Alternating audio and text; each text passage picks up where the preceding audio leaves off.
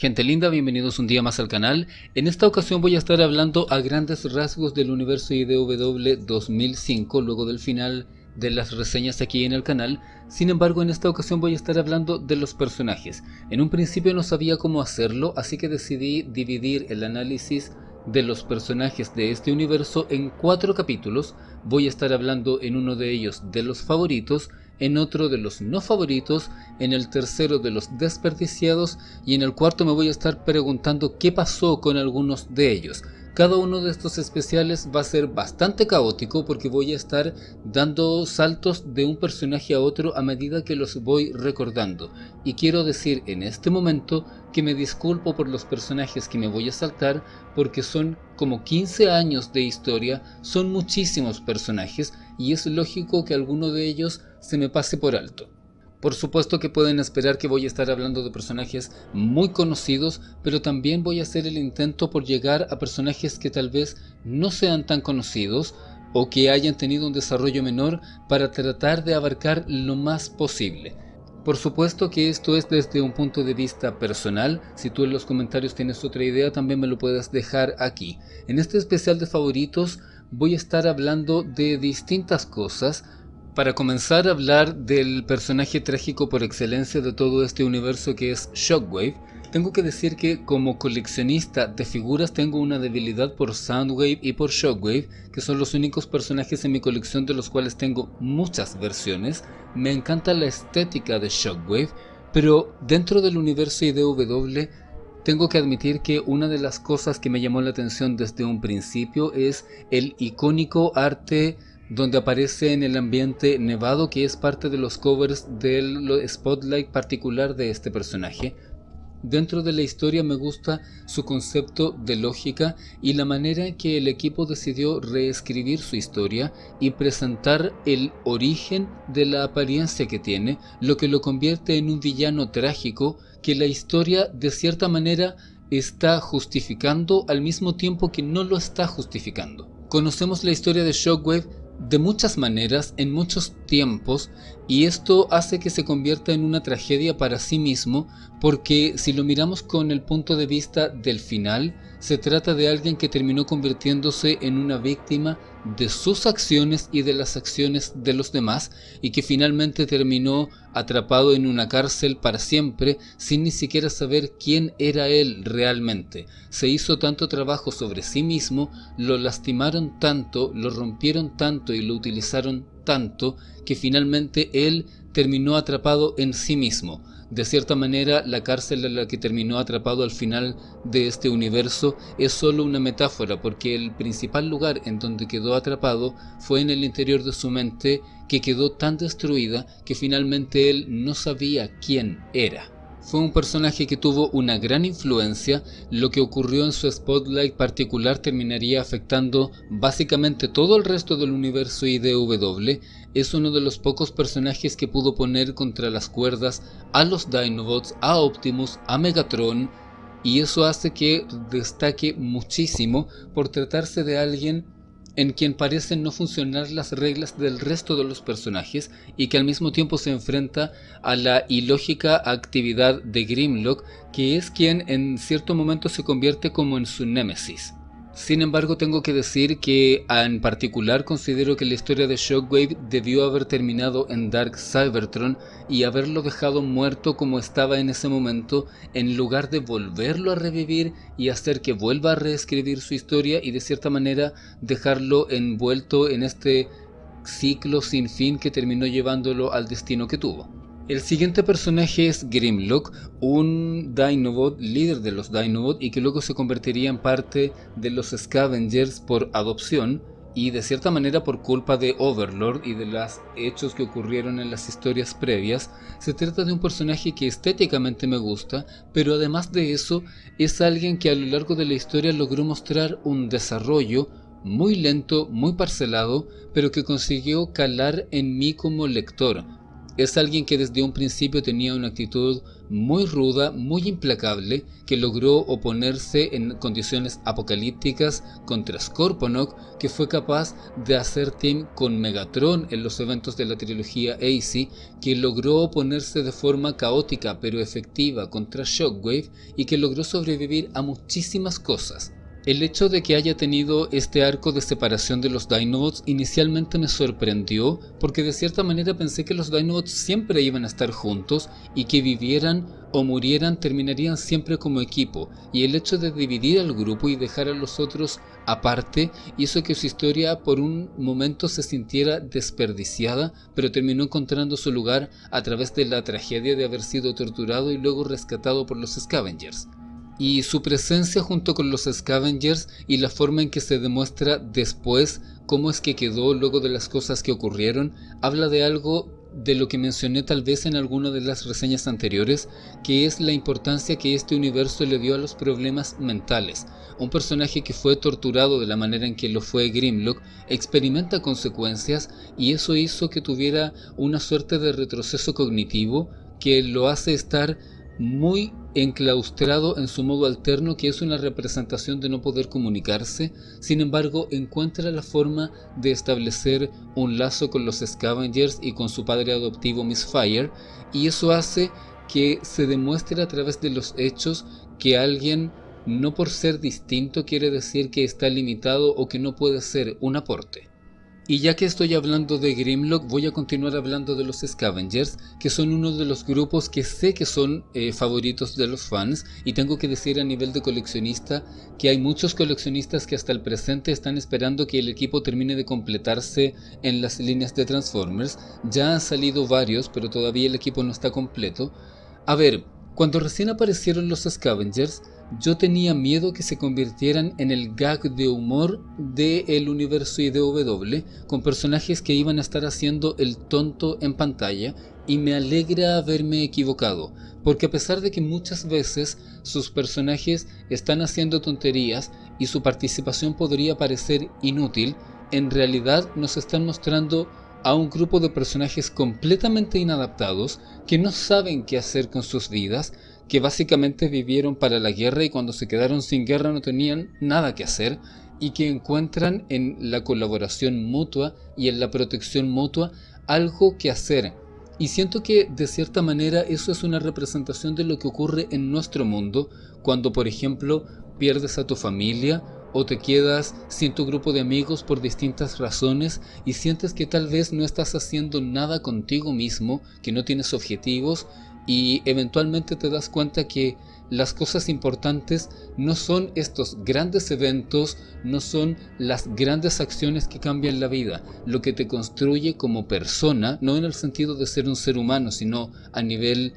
de construcción emocional como ser sentiente, lo que te construye son los pequeños detalles, el día a día, las cosas que haces habitualmente, y eso hace que destaques dentro de tu propia historia. No necesitas ser importante para el resto, no necesitas ser fundamental en el desarrollo de otras vidas y en la historia de los demás. Tienes que ser importante para ti y para aquellos que te importan. En este momento voy a dar un salto hacia las colonias y hablar de Elita One y también de Strika y el personaje de su consorte, que es el personaje de Obsidian. Me gustó mucho, por una parte, que el personaje de Elita One fuera transgredido y en vez de dejarla como lo esperable según los conceptos arcaicos de creación de personajes de, comillas, series para niños, la novia de alguien. Ella es una líder y me gusta que tengamos a este personaje que es una líder de un tipo barco pirata que no claudica en su esfuerzo y que tuvo que elegir tener esta vida dura, difícil, no porque quiso, sino porque las circunstancias las obligaron. Por una parte explica las dificultades que se enfrentaron en otras partes mientras nosotros leíamos la historia en Cybertron y posteriormente en la Tierra, y por otra explica esa grandeza de carácter. Elita One es un personaje muy fuerte, es intensa, por momentos se ve como una villana, pero es alguien que más que ser una villana está determinada a cumplir con la misión que tiene impuesta como líder de su nave para tratar de evitar que ocurra lo que por culpa de Windblade termina pasando más adelante. Y en esa acción, secundada por Obsidian y por el personaje de Straika, quienes no dudan en acompañarla en todas sus acciones, ella está determinada a hacer lo que está haciendo, y si tiene que saltarse las reglas o pasar por encima de alguien para hacerlo, está dispuesta porque entiende cuál es la orden que tiene. Y eso, a pesar de tal vez no convertirla en uno de mis personajes favoritos, hace que le tenga respeto a este microgrupo y a esta líder de una nave con sus dos generales que están dispuestos a todo y se merecen todo mi respeto, agregando también su muerte heroica sacrificándose, lanzándose de cabeza contra Unicron. El siguiente personaje es Roller, que es de cierta manera el arquetipo del tipo musculoso y grande, pero que es un panquecito en el corazón porque es todo ternura y simpatía. Me encanta que dentro de la historia le hayan dado sus juguitos de Energon para hacerlo disimular la característica que no tiene en comparación con los demás. Y me llama la atención el hecho de que hayan puesto este detalle de que él no sea un outlier como los otros, porque lo estamos viendo que físicamente es más grande que la mayoría, que está siempre a la cabeza de las batallas, pero que en el fondo es un personaje muy inseguro porque él no tiene las características ni tiene poderes como los otros personajes. Él no es un Optimus, él no es un Delta Magnus o un Ultra Magnus, sin embargo él quiere estar, y el hecho de tener a este personaje que internamente se siente aislado pero que trata de permanecer en el grupo me llamó mucho la atención. Lamenté que lo sacaran de la historia durante tanto tiempo y que fuera reintegrado en un momento en donde realmente no hace mucho, aporta ese contenido emocional de recuperar a algunos de los perdidos, pero siento que llega demasiado tarde y que nos deja con esta sensación de ok, gracias por acordarse de que el personaje existía, pero no tuvieron tiempo y además están pasando tantas cosas cuando él regresa que realmente es un personaje que agradecemos que esté, pero no hay mucho más que hacer con él.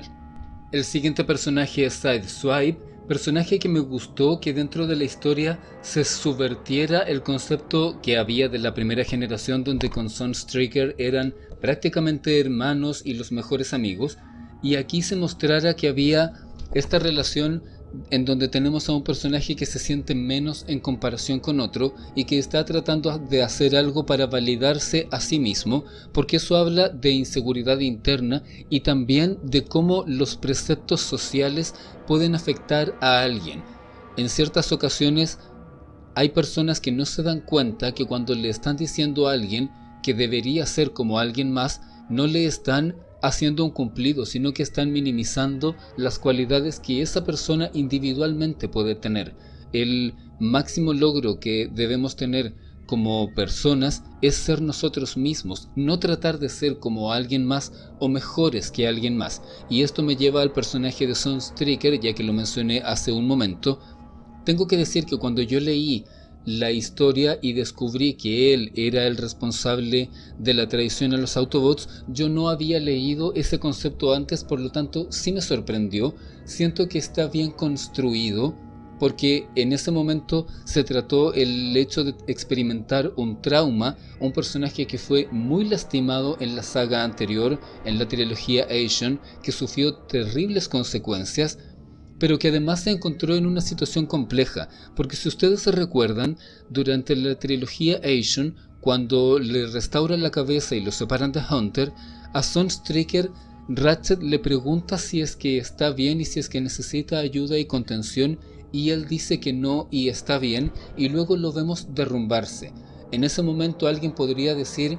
que tal vez es su culpa haber terminado haciendo lo que hizo por no haber pedido ayuda en ese momento, pero hay que recordar que en ese contexto los Transformers estaban dentro de una batalla. Lo que se esperaba de ellos es que cuando estuvieran heridos, una vez que los repararan, volvieran a la batalla y continuaran adelante. Y además de eso, el personaje de Sunstreaker tenía internamente la presión de ser este exitoso que siempre podía con todo. Por lo tanto, al enfrentarse a una situación como esta, él actuó por defecto como se esperaba que él actuara, es decir, ya estaba bien, estaba reparado y había que volver a ser el mismo de siempre, pero él nunca volvió a ser el mismo de siempre. Lo que acabo de mencionar no justifica la traición que cometió más adelante, pero sí la explica, y el hecho de darle un trasfondo que no sea simplemente el hecho de tener un personaje que los traicionó porque sí, me parece interesante y es algo que aprecio porque hace que los personajes tengan un mayor trasfondo. Con respecto al hecho de mostrar su no muerte y su reaparición posteriormente, tiene sentido porque yo como escritor aprendí hace mucho tiempo que mientras no vea el cadáver completamente muerto, no puedo estar seguro de la muerte de un personaje. Y a nivel de desarrollo de historia, pienso que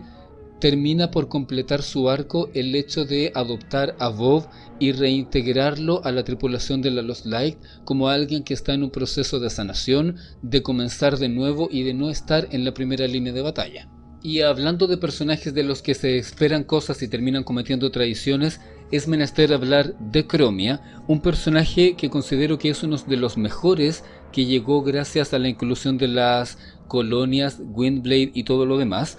Chromia es un personaje bastante complejo. Me gusta mucho el hecho de que la presenten como esta guardia fuerte, implacable, que debe respetar las reglas y que está en una segunda plana.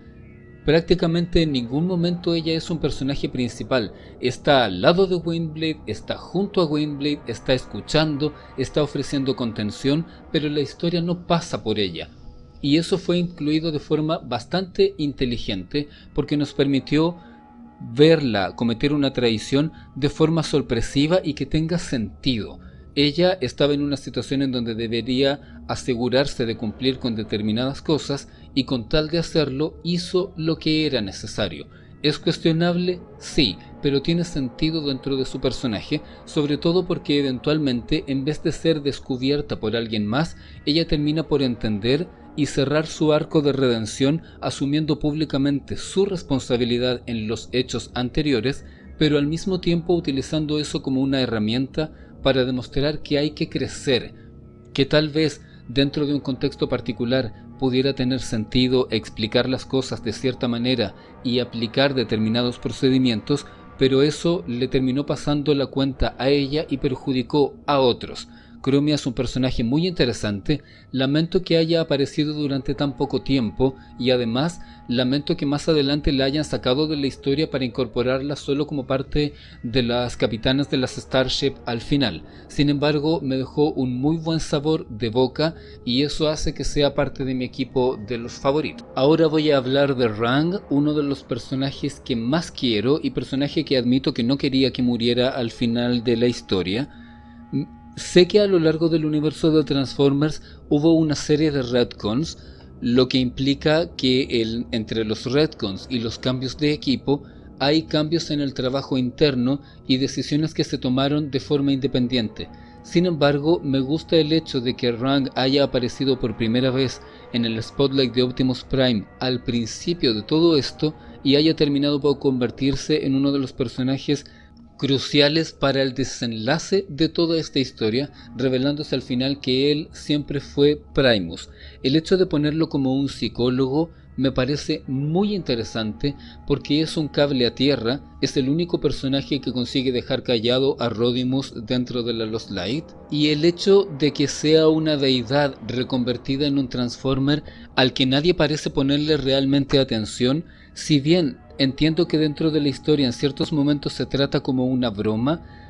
desde mi punto personal lo aprecio porque hace que este personaje tan importante se convierta en nadie pero al mismo tiempo en todos, y a lo largo de la historia podemos ver que Rang es un poco de todos, porque es alguien que tiene que luchar como los grandes héroes, es alguien que debe contener y apoyar como algunos humanos o como algunos médicos, es alguien que puede traicionar en un universo alterno, y es alguien que decide hacer lo que es necesario como muchos de los personajes de los que estoy hablando aquí. Se trata de alguien que a nivel de carácter es atractivo porque es receptivo, es comprensivo, pero que también sabe tomar las decisiones apropiadas en el momento en que debe hacerlo, y eso hizo que se ganara todo mi respeto. Mi figurita de Rang de la línea War for Cybertron está ahí en la estantería con un lugar principal, porque siento que es un personaje que de cierta manera representa mucho a las personas comunes y demuestra que no necesitas ser el gran héroe, el personaje principal para destacar, y que siendo tú mismo puedes dejar una huella y hacer que nadie te olvide. Y ya que estoy hablando de personajes de la Lost Light, voy a hablar de los 3 personajes que me parecen el punto neurálgico de la Lost Light. Por una parte, Rodimus.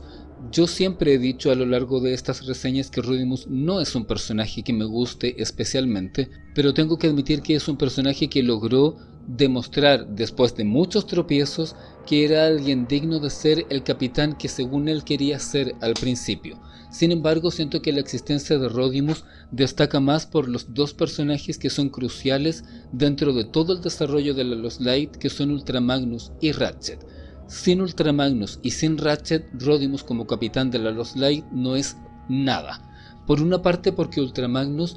proporciona ese entorno de seriedad y respeto a las reglas que Rodimus no tiene, y por otro, porque Ratchet es la voz de la conciencia a la que Rodimus se niega a escuchar. Ultra Magnus es serio, está 100% tratando de hacer que las normas se respeten. Yo lo respeto por esto, y el hecho de que se demore tanto en lograr expresar al menos una mínima emoción me hace sentido con quién es. No tengo un particular opinión ni positiva ni negativa con el hecho de que sea realmente Minimus Ambus, porque a mi juicio siempre fue Ultra Magnus y no hay una diferenciación entre ellos. Entiendo el contexto dentro de la historia, pero para mí no hace una referencia mayor y sigo pensando que es el mismo. Por otra parte, Ratchet dentro de todo el universo debe ser uno de mis favoritos. Principalmente hay que recordar que Ratchet es uno de los pocos Autobots que no es guerrero primario, que se enfrentó a 2 Phase Sixers y sobrevivió ambas veces. Es un personaje que tiene un muy mal carácter, es serio, sabe muy bien lo que está haciendo, no se corta a la hora de decirle sus verdades en la cara a Rodimus, a Megatron y a quien se le cruce por delante, y es alguien quien, como dije antes, a pesar de no ser un guerrero, ha demostrado capacidades de sobra para enfrentar a quien se le cruce en su camino, y eso hace que sea un personaje que me guste tanto, porque es alguien que desde su vereda está dedicado a ayudar, pero no ofrece este tipo de contención buena y sonriente. Él te va a decir las cosas tal como son, tanto si es para bien como si es para mal. Voy a hacer un alto en los Transformers para hablar de humanos, y quiero destacar a 2 que son Marisa y Verity. Marisa es un personaje que me gusta porque en ciertos momentos es alguien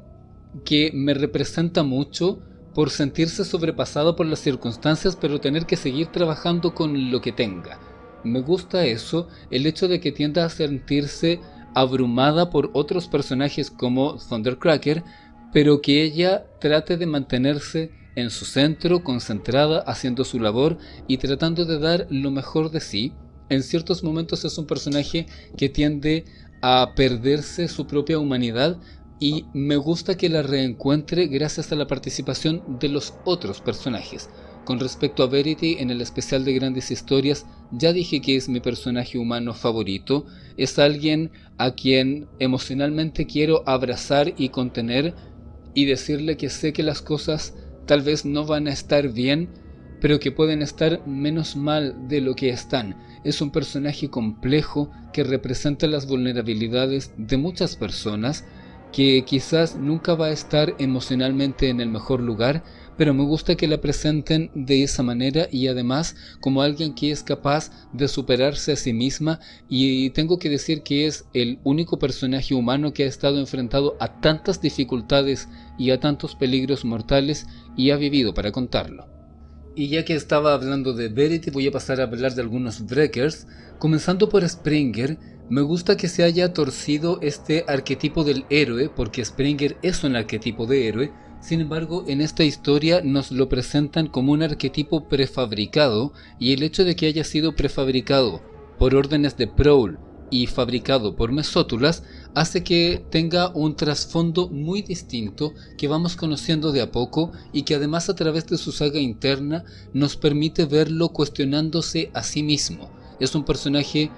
que tuvo pocas apariciones en general, brillando principalmente en Stormbringer y en la saga de los Breakers, pero que dentro de su participación siempre mostró este conflicto entre que ser un héroe propiamente tal vez no es suficiente para salir adelante, y que muchas veces lo que nosotros vemos como un héroe puede esconder cosas negativas como el pasado de los Breakers y las cosas que hicieron que no estaban bien. Con respecto a Mesótulas, lamento que haya tenido poca aparición en pantalla, y considero que el hecho de haberle dado este aspecto de padre dentro de la historia, que él consiguiera entender cómo funcionaba eso y terminara muriendo para proteger a Springer, hizo que su arco no fuera desperdiciado ni fuera solo una utilización por parte de la trama. El siguiente personaje es Bumblebee. Tengo que decir que yo no soy ni un fan de Bumblebee ni un hater de Bumblebee en general, y dentro de su historia, donde más lo quise y realmente aprendí a valorarlo fue durante Robots in Disguise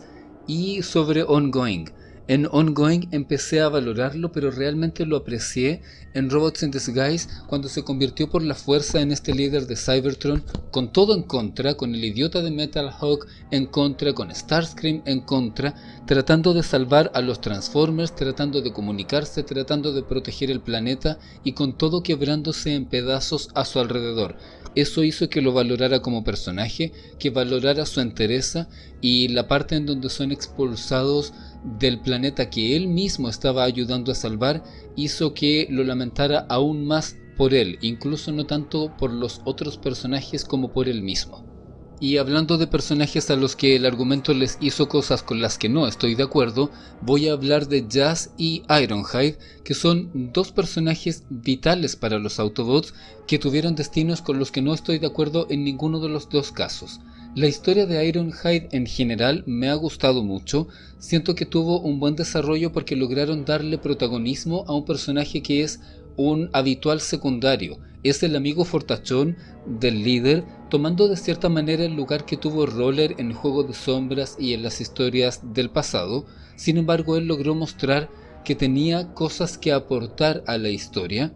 y es por esto que yo no estoy de acuerdo con su final. Al momento en que estoy grabando este especial, no sé si la muerte de Ironhide fue decidida por el equipo o impuesta por la compañía, pero sea cual sea la situación, no estoy de acuerdo con eso, porque si bien entiendo que el final no podía ser la Pax Cybertronia que se mostró anteriormente en ese futuro con los nuevos Transformers de la G2,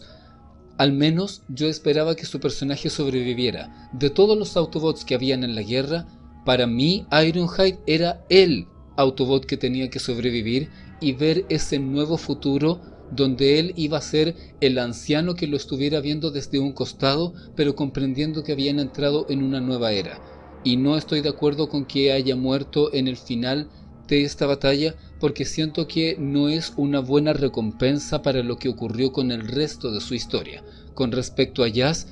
dije en el especial de Grandes Historias que Jazz es uno de mis personajes favoritos y que su Spotlight es uno de los mejores de todos, y que además representa la esencia de quién era él como personaje. Entiendo todo lo que ocurrió en Ongoing, entiendo su reacción, el odio de los humanos, sin embargo siento que la historia se ensaña con el personaje de Jazz. Primero, culpándolo de forma exageradísima a lo largo de muchos años por la muerte de un humano, en comparación con otras atrocidades que han cometido otros personajes, pero principalmente porque todo esto conduce al personaje de Jazz a una especie de camino de sanación y de comprensión que siento que no es correcto para lo que le ocurrió, porque Jazz no cometió un crimen porque sí, actuó sobre la presión de las circunstancias. Entiendo que tuviera que haber una suerte de redención, pero siento que la historia excede lo que está haciendo en contra de él, y que al final Jazz termina convirtiéndose en un personaje muy secundario, cuando en la batalla final y en todo el arco final él debió haber estado dentro de los primeros como un general al mando de este equipo, haciendo valer toda la experiencia que tuvo tanto de las cosas malas como las buenas. Dejarlo relegado a una misión secundaria y luego apareciendo por ahí flotando en el espacio en la batalla no me parece suficiente para su personaje. Por supuesto que en un especial de favoritos no iba a dejar de lado a Optimus y a Megatron, quienes, como mencioné en algún momento de estas reseñas, son la clave de todo este universo. Son personajes que por fuerza hemos visto prácticamente siempre. La historia casi comenzó con ellos y terminó con ellos. Como dije en el especial de historias, a mí particularmente como lector me quedaron debiendo que ellos dos salvaran el universo al final, después de haber sido los que iniciaron toda esta historia muchos años antes. Con respecto al personaje de Optimus, considero muy interesante que podamos analizar en retrospectiva cómo es que un personaje que es un ícono y un estereotipo de héroe fue despojado de su personalidad y finalmente nunca pudo ser él mismo, porque incluso en el momento en que dejó la Matrix terminó involucrado en otra misión y tuvo que volver, y cuando quiso dejar el liderazgo lo terminó buscando, y cuando quiso dejar el liderazgo y las decisiones en los hombros de alguien más, tuvo que volver a tomarlo para seguir peleando, y finalmente se tuvo que sacrificar para salvar el universo, porque él mismo admitió que era lo único que tenía. Y es cierto, porque si ustedes revisan cómo avanza la historia, muchos otros personajes se van construyendo y desarrollando, mientras que Optimus está atrapado en este ciclo de ser permanentemente el mismo, el héroe del que todos esperan algo, al que todos le demandan algo o contra el que alguien está tramando algo, pero que no tiene espacio para ser él mismo. Con respecto a Megatron, durante mucho tiempo tuve miedo de que se convirtiera en este estereotipo de la serie ochentera en donde es un malo que quiere hacer el mal por el mal, y posteriormente a los eventos de Dark Cybertron temí que la historia terminara condonándolo. Al final, cuando sabemos que sí es condenado por la justicia y nos dejan fuera de vista cuál es específicamente su castigo, siento que es la ruta correcta, porque al final eres tú como espectador el que sí decide si es que va a condonarlo o a condonarlo. La decisión es tuya como lector. Megatron efectivamente cometió muchas atrocidades y efectivamente cometió muchos actos heroicos. ¿Es digno de ser perdonado por las cosas malas que hizo en nombre de las buenas, o las cosas buenas no eliminan las malas? Tú como lector eres el encargado de decidir qué es lo correcto para eso, y me parece apropiado que la historia nos haya dejado a nosotros decidir. La justicia hizo lo que tenía que hacer, le dieron más oportunidades de las que seguramente se merecía, tuvo incluso una opción de hacer cosas buenas, pero eso no elimina todas las vidas que se perdieron por su culpa. Y el hecho de que tengamos a Megatron como este personaje de una casta muy baja, que se revela de forma instintiva y que luego es obnubilado por el poder para pasar a convertirse en alguien muy violento que termina por entender todo lo mal que hizo, pero no se justifica propiamente tal, sino que explica que ante las circunstancias, si no lo hacía él, lo iba a hacer alguien más, y que eventualmente está tratando de encontrar la forma de restaurar no lo que hizo, sino restaurar el concepto original, hace que termine completando su arco de una manera en que, como dije antes, somos nosotros como público los que tenemos que decidir qué es lo correcto. Si lo condonas o lo condenas es tu decisión. La historia hace lo propio y finalmente somos nosotros como seres humanos los que tenemos que aprender de este tipo de lecciones. Lo que hacemos debe tener una consecuencia, y cuando tomamos una determinada decisión debemos saber que ésta no va a quedar exenta. Con respecto al personaje de Soundwave, tengo que decir que me llama mucho la atención que su personaje durante mucho tiempo fue siempre este oficial que estaba ahí al lado de Megatron, y con el paso del tiempo fuimos entendiendo que tenía más cosas que hacer, que tenía una historia propia, y esta relación que tiene con los cassettes se profundiza a lo largo de la historia, culminando con esta muerte de Ravage, que considero innecesaria, pero que entiendo que dentro de la historia tiene un sentido, así que no lo cuestiono como parte del argumento, sino que pienso que tal vez no era necesario matarlo propiamente tal. Sin embargo, el personaje de Soundwave consigue destacar y me llama mucho la atención que haya tomado decisiones correctas donde otros no, porque fue un personaje Decepticon quien tuvo la reacción automática de tratar de detener a los Decepticons por los elementos relacionados con Stormbringer. Fue un Decepticon quien tomó la decisión de robarse el enigma de la combinación y utilizarlo en la batalla contra Unicron. Y fue un Decepticon quien terminó por comprender que los humanos y los Transformers somos seres vivos de todas maneras y que tenemos tal vez la necesidad de comprendernos a ese nivel y no cuestionarnos por si estamos hechos de carne o de metal. Y el hecho de que lo haga un Decepticon en vez de que lo haga un Autobot demuestra al final que todos tenemos la oportunidad de ser quienes somos independiente de una facción dentro de una guerra o en el mundo de nosotros como una facción política. Thundercracker se convirtió en un favorito de los fans y un personaje al que yo valoré mucho. Me gusta que su personalidad esté relacionada con este concepto de que sea un escritor, pero más allá del hecho de que sea un escritor, valoro mucho que lo presenten como alguien que de cierta manera nunca llega a entender cómo funciona el mundo a su alrededor, pero trata de hacer lo mejor posible y que se haya convertido en este alguien inocente, un poco influido por nuestra cultura y que eso lo haga conectar con los humanos y con los Transformers de una forma única. Y la adición de Buster dentro de su arco personal considero que es una decisión muy inteligente porque nos presenta a un personaje que no habla, pero que tiene la posibilidad de estar ahí y de hacer algo muy útil cuando es necesario. Por supuesto que el universo de IDW tiene muchos más personajes, sin embargo creo que no se me olvida ninguno del cual quisiera mencionar algo particular dentro de esta historia, así que voy a dejar este larguísimo especial hasta aquí. Nos encontramos muy pronto en la siguiente parte dedicada a personajes, donde voy a estar hablando de los que no son mis favoritos.